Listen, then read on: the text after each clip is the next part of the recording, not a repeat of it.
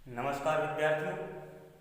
तो लीजिए हम अपने अध्ययन को सिलसिलेवार आगे बढ़ाते हुए भारत में वनों के प्रकार का अध्ययन कर रहे थे, जिसमें हमने उष्णकटिबंधीय सदाबहार वन, इसके अलावा मानसून या पतझड़ वनों का अध्ययन किया। इसके बाद अगला आता है आपका उष्णकटिबंधीय वन नंबर 3।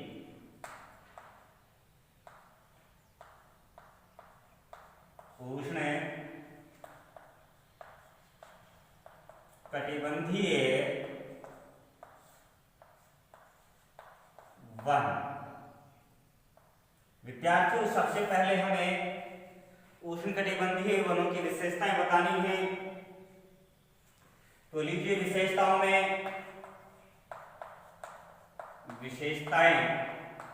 जैसा कि आप लोगों ने सबसे पहले विशेषता अन्य वनों के संबंध में पढ़ी है, वर्षा और तापमान, कि भाई 200 सेंटीमीटर से अधिक वर्षा वाले क्षेत्रों में सदाबहार वन, उष्णकटिबंधीय सदाबहार वन, और 100 से 200 सेंटीमीटर वर्षा वाले क्षेत्रों में मानसूनी या पतझड़ वन। तो उसके जस्ट नीचे आता है 50 से 100 सेंटीमीटर वर्षा, 50 से 100 सेंटीमीटर वर्षा। व तापमान की जब हम बात करते हैं तो पता लगता है कि 20 से लेकर के 35 डिग्री 20 डिग्री सेल्सियस से 35 डिग्री सेल्सियस तापमान वाले क्षेत्रों में उष्णकटिबंधीय वन पाए जाते हैं। विद्यार्थियों, अब इसमें हमें बताना है 50 से 100 सेंटीमीटर वर्षा है, तो इसका मतलब इन वनों में वृक्षों की लंबाई बहुत कम होगी। तो लीजिए हम दूसरी विशेषता लिखते हैं, यहां वृक्षों की लंबाई कम होती है। ध्यान रहे 100 सेंटीमीटर वर्षा वाले क्षेत्रों में तो 20 मीटर तक वृक्षों की लंबाई हो सकती है, लेकिन विद्यार्थियों ऐसे क्षेत्र जहां पर वर्षा 50 सेंटीमीटर होती है वहां लगभग 6 मीटर की ऊंचाई होती है वृक्षों की। तो यहां पर हम बताएंगे 6 मीटर से 20 मीटर, जबकि आपकी पुस्तक में 6 से 9 लिखा है, तब तक वृक्षों की लंबाई पाई जाती है। विद्यार्थियों, नंबर 3, जब यहां वर्षा कम होती है तो वृक्षों में कठोरता कम होती है, अर्थात इनकी लकड़ी मुलायम होती है। तो बताएंगे इन वनों के वृक्षों की लकड़ी मुलायम होती है। जब लकड़ी मुलायम होगी तो काटना आसान रहेगा, चीरना फाड़ना आसान रहेगा, तो इनका व्यावसायिक महत्व बढ़ जाता है। तो विद्यार्थी बताएंगे इन वनों के वृक्षों का व्यावसायिक महत्व अधिक होता है, इसलिए इनके कटाई अधिक होती है। और विद्यार्थियों ध्यान रहे, जिन वनों में वृक्षों की कटाई अधिक होगी वहां पर वनों में सघनता कम पाई जाती है, अर्थात इन वनों में सघनता कम पाई जाती है, अर्थात एक वृक्ष से दूसरे वृक्ष के मध्य अंतराल काफी पाया जाता है। इसलिए इन वनों में मानसूनी पतझड़ वनों की भांति क्या होता है कि विशाल काय जीव निवास करते करते हैं। और ध्यान रहे सघनता कम पाई जाती है, इसलिए सूर्य का प्रकाश धरती तक पहुंच जाता है, इसलिए यहाँ पर अनेक प्रकार की घास उग आती है और उस घास के कारण यहाँ इन वनों में अधिकांशतः शाकाहारी जीव निवास करते हैं, जो इस प्रकार की घास के ऊपर निर्भर रहते हैं, घास को खा करके अपना जीवन यापन करते हैं।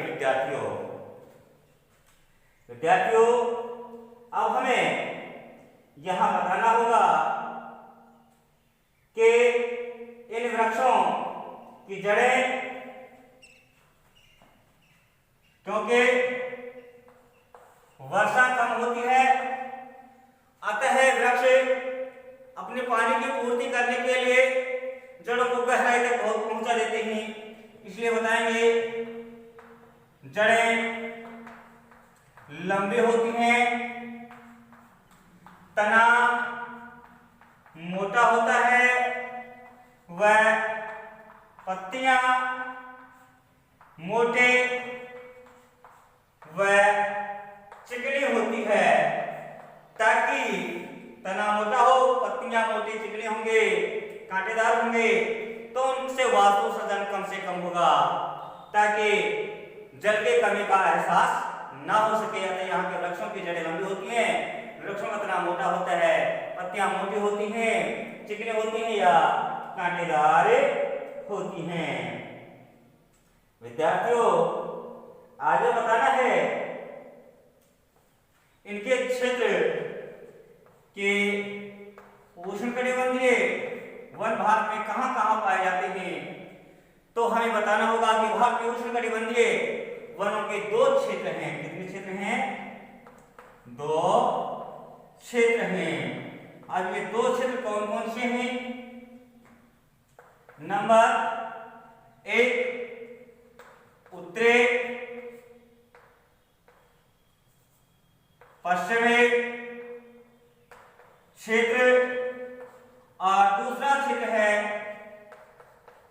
दक्षिणी मध्य क्षेत्र। अब विद्यार्थियों मानचित्र में जब आप देखोगे तो आपको पता लगेगा, जैसे एक छोटा सा मानचित्र बना करके मैं आप लोगों को बता रहा हूं।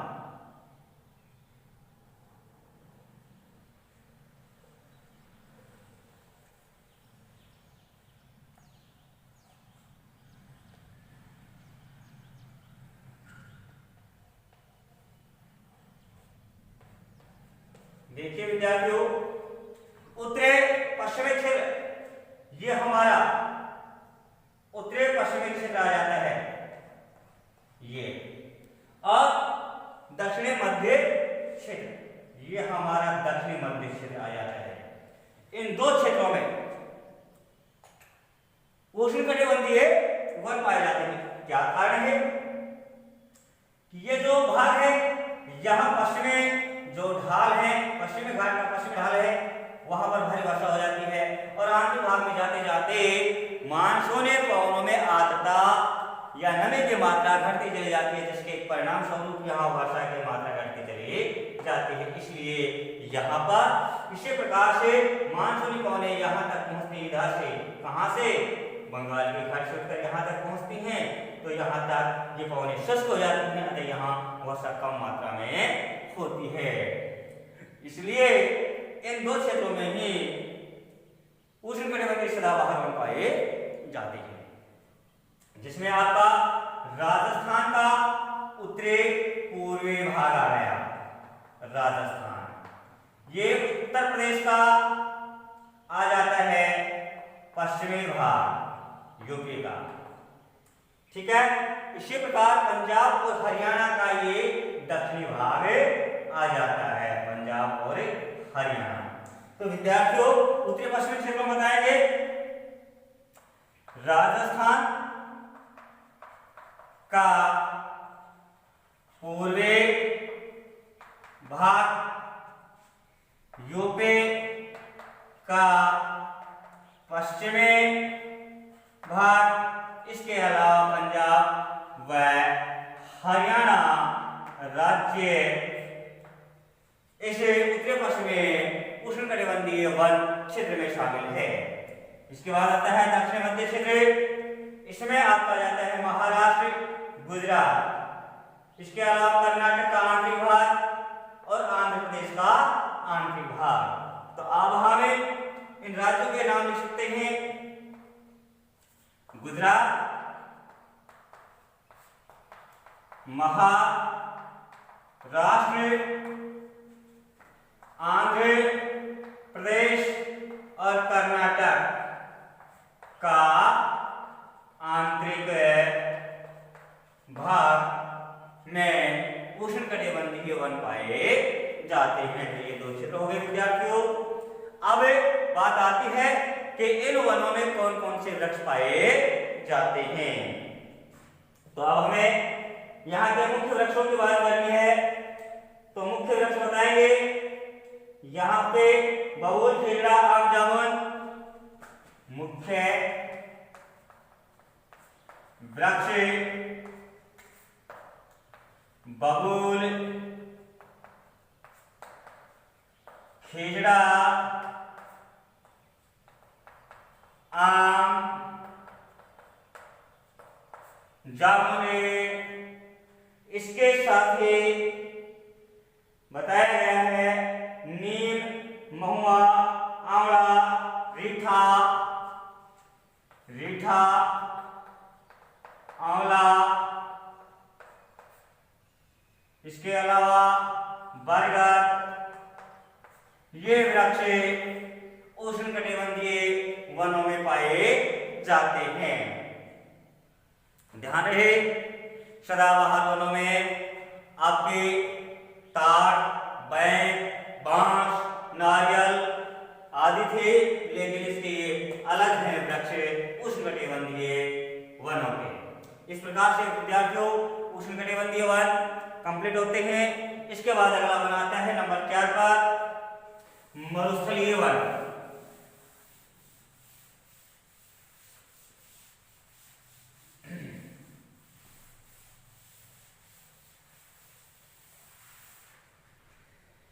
नंबर 4 है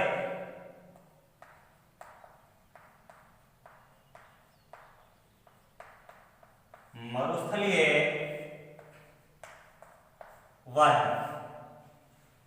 विद्यार्थियों जब हम मरुस्थलीय वन की बात करते हैं तो सबसे पहले हम विशेषता के ऊपर चलते हैं कि मरुस्थलीय वनों की प्रमुख विशेषताएं क्या क्या हैं।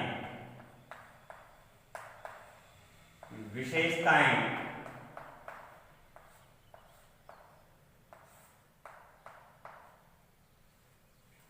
लीजिए, सबसे पहले वर्षा और तापमान।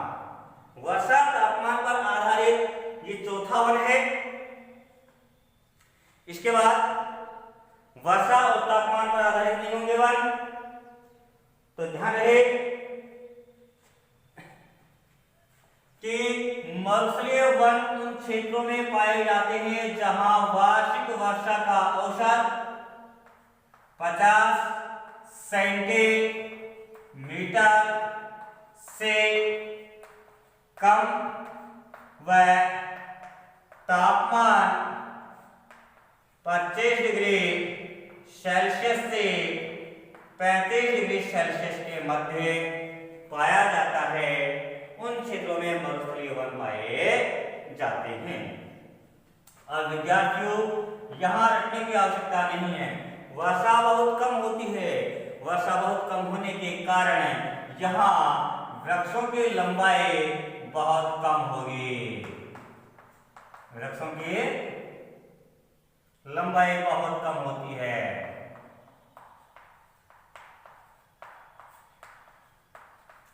तो बताना होगा कि मरुस्थलीय वनों में वृक्षों की लंबाई बहुत कम पाई जाती है। विद्यार्थियों वृक्षों की लंबाई के साथ साथ हमें बताना है कि इन वनों के जो वृक्ष होते हैं उन वृक्षों का उपयोग सामान्यतः है, पशु चराने में किया जाता है, पशु चारण में किया जाता है, पशु चारण में किया जाता है। विद्यार्थियों, इन वनों में विरलता बहुत अधिक होती है, विरलता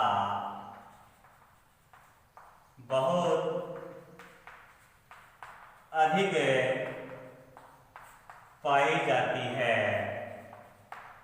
अब बताना है कि वर्षा कम होती है, इसलिए इन वृक्षों, इन वनों के वृक्षों की जड़ें लंबी होती हैं, तना मोटा व खुरदरा होता है, पत्तियां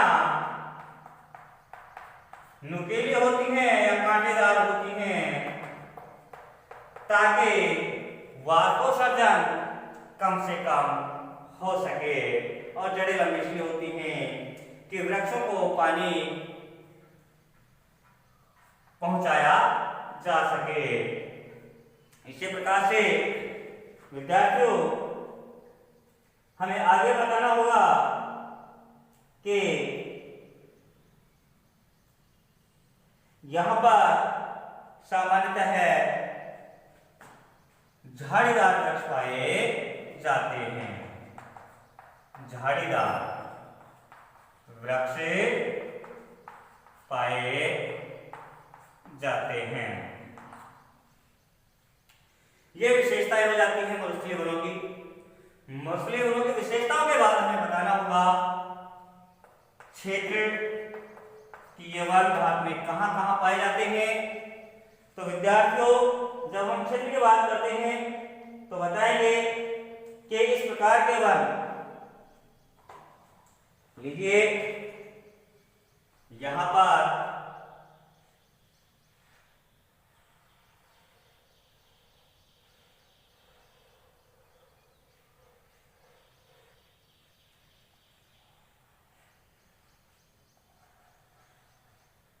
ये जो भाग है, इस भाग के अंदर ये मरुस्थलीय वन पाए जाते हैं, जिसमें यहां पर पंजाब है, यहां हरियाणा आ जाता है, जिसमें उत्तरी पश्चिमी पंजाब हरियाणा हो गया, उत्तरी पश्चिमी पंजाब हरियाणा। इधर पश्चिम में राजस्थान आ गया और ये कच्छ गुजरात आ जाता है। विद्यार्थियों, इस प्रकार से हमें बताना होगा कि भारत के इन क्षेत्रों में मरुस्थलीय वन का विस्तार है। कहां कहां? उत्तरी पश्चिमी पंजाब, हरियाणा। नंबर 2 पश्चिमी राजस्थान, जिसे थार का मरुस्थल कहा जाता है। नंबर 3 कच्छ, जो गुजरात में पड़ता है। इस प्रकार से भारत के 3 प्रमुख क्षेत्र हैं जहां पर मरुस्थलीय वन पाए जाते हैं। यहां वर्षा का अभाव रहता है विद्यार्थियों। अतः हम यहाँ के प्रमुख वृक्षों की जब हम बात करते हैं, प्रमुख वृक्ष, तो विद्यार्थी ध्यान दीजिए, मैंने लिखा है यहाँ झाड़ीदार वृक्ष पाए जाते हैं और कटीले वन पाए जाते हैं। कटीले, कांटेदार। तो क्या क्या हो गए? नंबर 1 नागफनी, नंबर 2 थोर, नंबर 3 बेल के झाड़े, नंबर 4 खेजड़े, नंबर 5 बबूल। इसके साथ अन्य कांटेदार वृक्ष पाए जाते हैं। इसके अलावा खैर व अन्य कांटेदार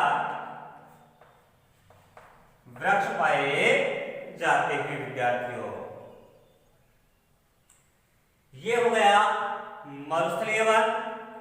मरुस्थलीय वनों के बारे में अगला वन आता है, वह है पर्वतीय या शीतोष्णकटिबंधीय सदाबहार वन। पर्वतीय या शीतोष्णकटिबंधीय सदाबहार वन। एक तो था उष्णकटिबंधीय सदाबहार वन और ये है आपका शीतोष्णकटिबंधीय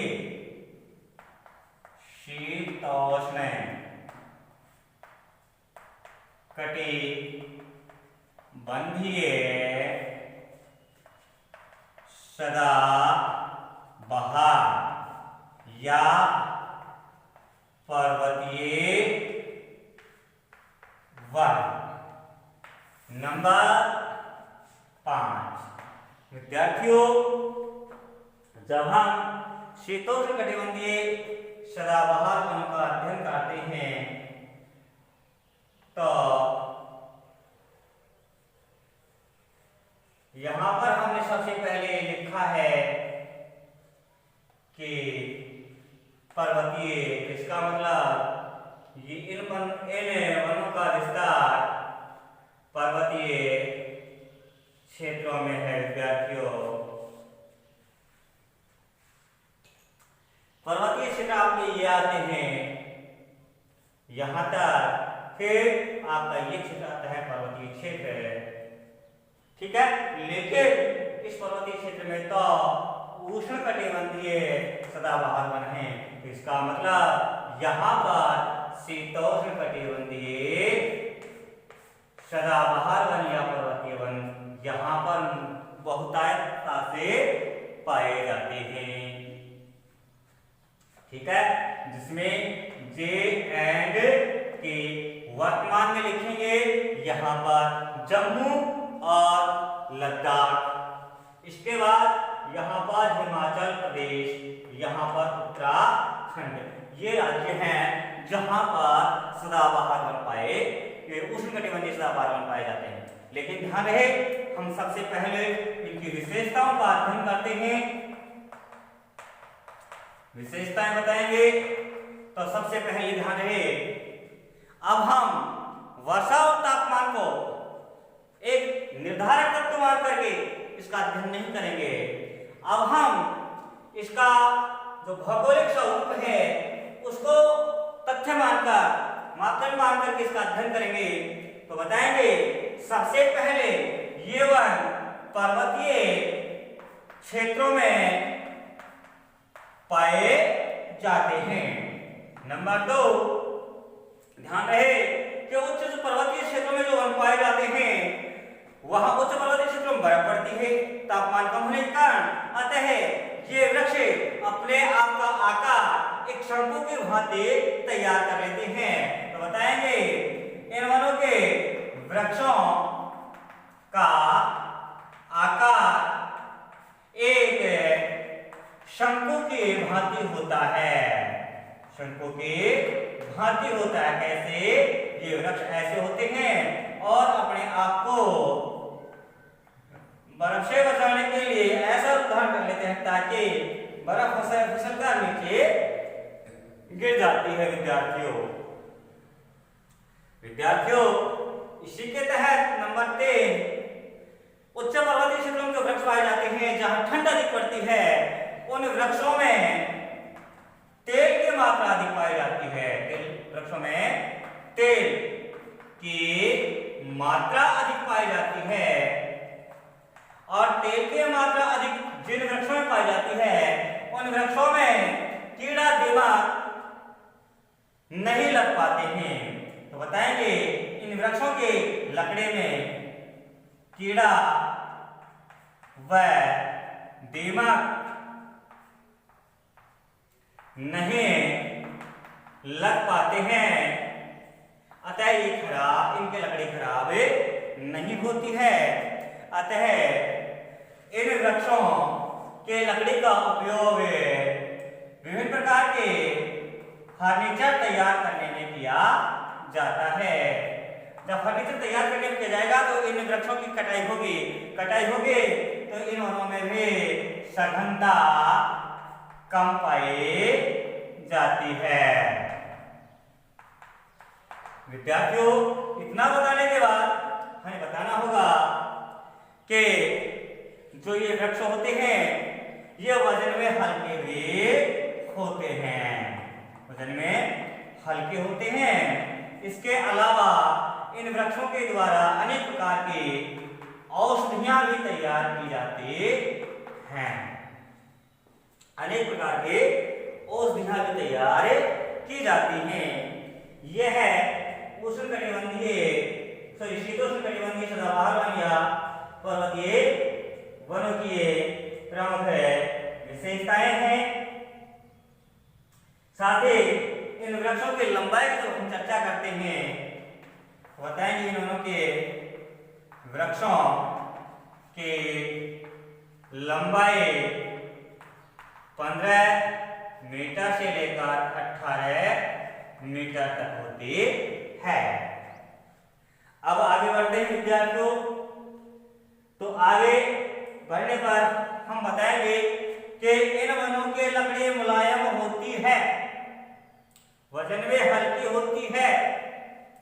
अतः इन वनों की लकड़ी का उपयोग फर्नीचर बनाने में प्लस कागज की लुगदी तैयार करने में इनका उपयोग किया जाता है। प्लाई बोर्ड बनाने में कागज की लुगदी, प्लाई बोर्ड, कागज की लुगदी व पैकिंग के डिब्बे बनाने में इन वृक्षों की लकड़ी का उपयोग किया जाता है। बात आती है क्षेत्र की, तो बताएंगे विस्तार की, इन वनों का विस्तार कहाँ कहाँ है। तो केवल 3 राज्य बताएंगे। Number 1 JNK, number 2 Himachal Pradesh और नंबर 3 उत्तराखंड। 3 में मोस्टली। लेकिन अब इसके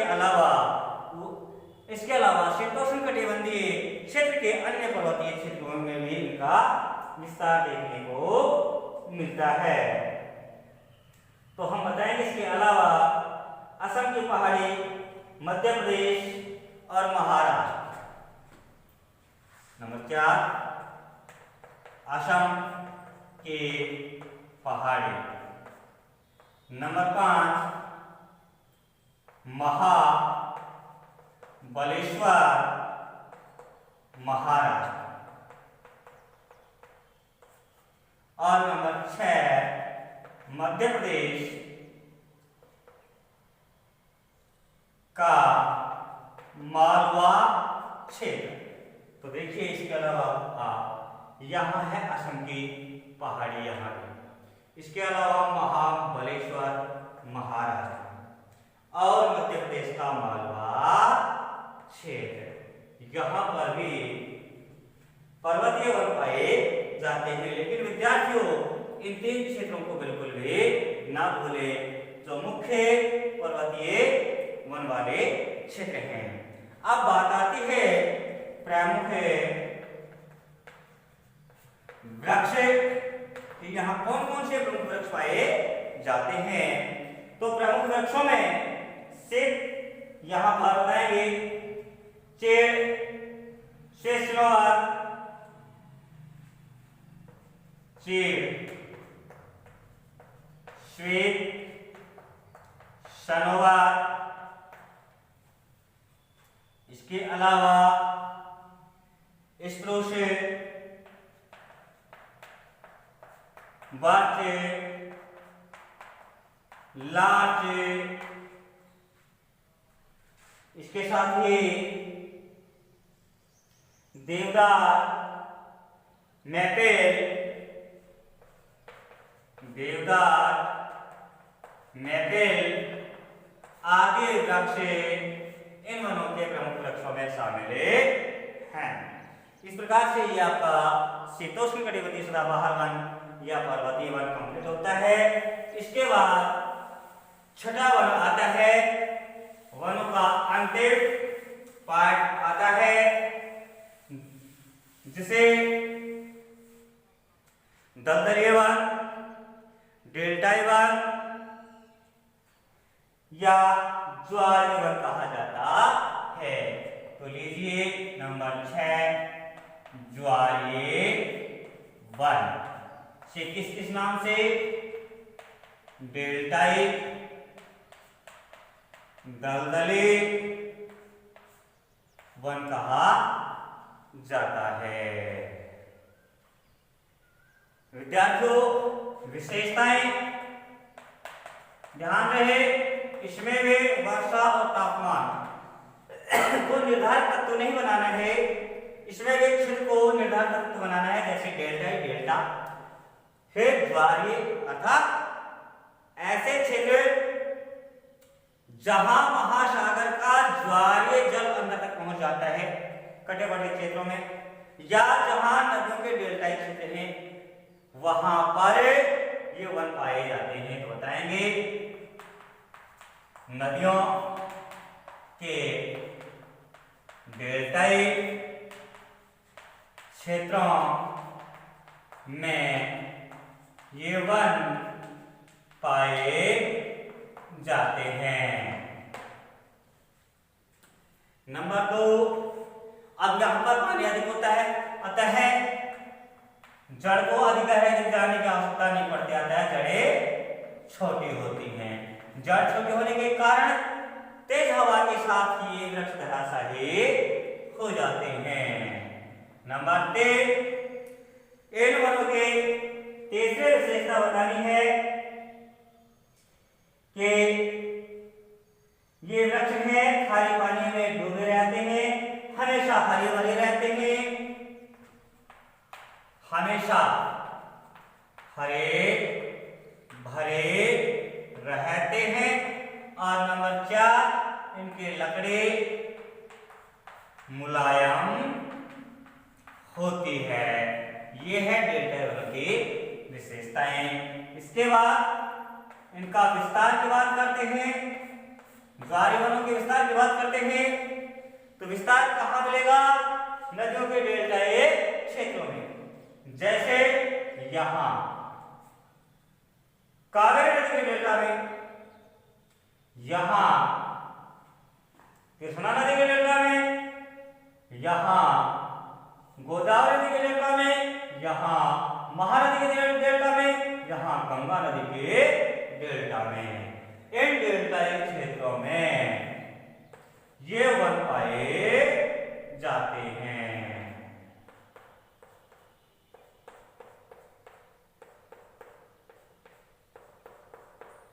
यहां पर ये क्या है?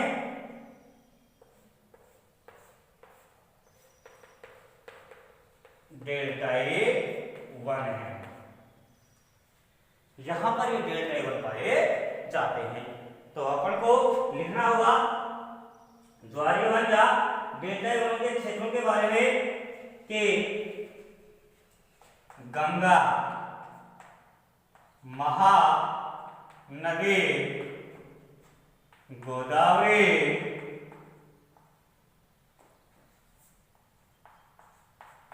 कृष्णा, कावेरी नदियों के डेल्टाई क्षेत्रों में इसका विस्तार है। यहां पर ये वन पाए जाते हैं।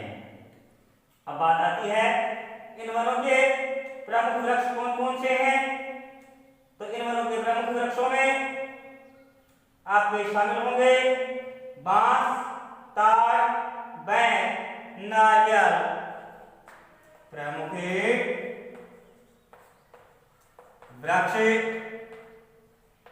ताड़, बांस, बैर, नारियल आदि वृक्ष इन वनों के प्रमुख वृक्षों में है। लेकिन ध्यान रहे, शुंगे व मैंग्रोव